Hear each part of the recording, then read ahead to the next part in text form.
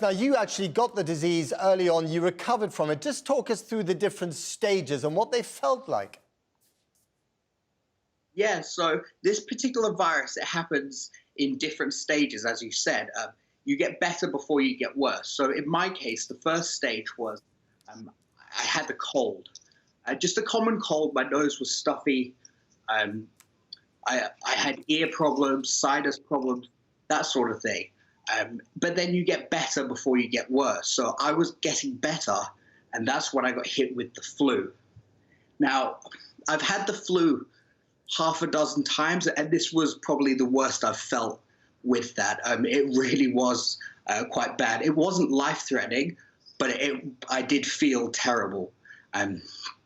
With the flu, I was stuck in bed. I had a headache. I just generally feeling unwell. I was getting better from the flu, and that's when I got hit with pneumonia. Now, the pneumonia, I've never had that before, so that was quite serious for me, and that's the point I went to hospital. And when you had the pneumonia, just describe to us, and we've all heard the word, but none of us, or most of us, don't know what it feels like. What did that feel like to you? Yeah, so pneumonia, it feels like you've only got 20% of your lungs working. You can't take a full breath like you need to. If you stand up and go and walk into the kitchen, you're out of breath because you just can't get that breath. It also sounds like you're breathing through a bag. Your breath is very crackly and croaky. It generally is not a fun thing at all, and it can be very, very serious. And you're young and you look healthy, so that must have been a really scary thing. Yeah, during that time it was. Just because I don't really drink, I don't smoke, and having that problem was very scary, just because breathing's vital to life. If you can't breathe, you can't live. And so having that being affected was quite a serious thing. How long have you now been living in this apartment, in this room that we can all see, in isolation? I've been here for 40 days now, over 40 days. It's been a long 40 days, to be honest. And how does that feel, 40 days? Because you're on your own, right? You have a cat, but you're on your own. You're not living with other people. Yeah, well, with the technology age now, I can message somebody straight away all over the world. So it's not very lonely as such. I can speak to people on Facebook, on my phone, no problem with that. But the actual interpersonal interaction that I'm lacking, that definitely is taking a toll. So do you miss the face-to-face contact with other people? I do, yes, and many other people are in the same boat as well, because you go down on the streets, and normally this city is very vibrant, and there's a sense of life.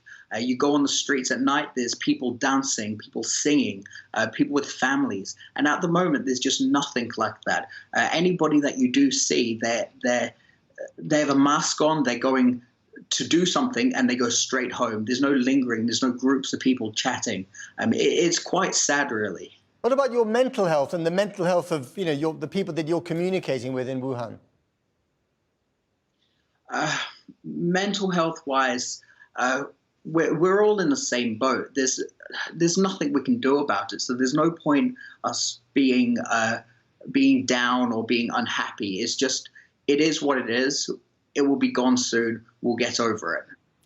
Do you imagine people in Britain living the same way that you're living at the moment because they have to, because of the rate of infection? No, I don't. I think that lifestyle is very different here in China. There's no Western influence. It is completely foreign to what we would be used to. I believe that a lockdown of a week or maximum 2 weeks in the UK would be fine, but then people would be wanting to get out. People would be wanting breaking the curfew. And there's no way that the government could really stop them doing that. So, considering what you've had to go through, do you think that eventually you will feel safer in China when it comes to the virus than if you were living in the UK? I believe yes and no. The city that I'm in, it's very densely populated. You've got thousands of people in the same area. So I believe that the spread happened here so fast because of that. But back in the UK, I believe that the government will have a handle on it and will be able to deal with it in the manner that they should. So you don't think that levels of isolation that we're seeing in China at the moment, that you've been experiencing yourself, will be necessary in the UK?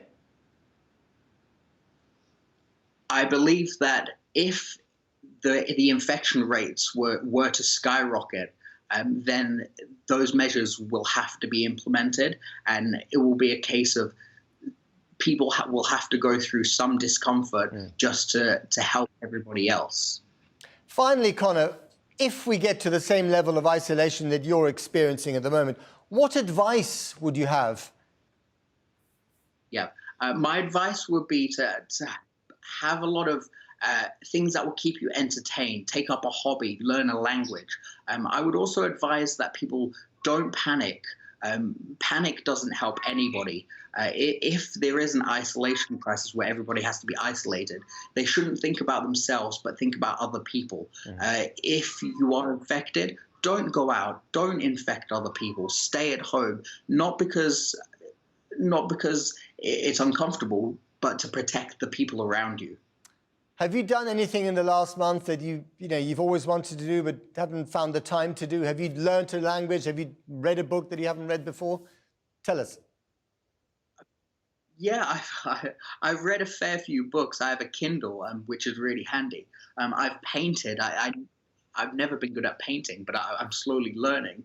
I'm learning Russian at the moment, just in my free time. My days are busy. Even though I am isolated, it's definitely important to keep busy. So every morning for half an hour, I do sit-ups and push-ups, just to keep myself from going mental. I'm learning how to cook properly. I've never really cooked decent meals. Just anything that you can think of.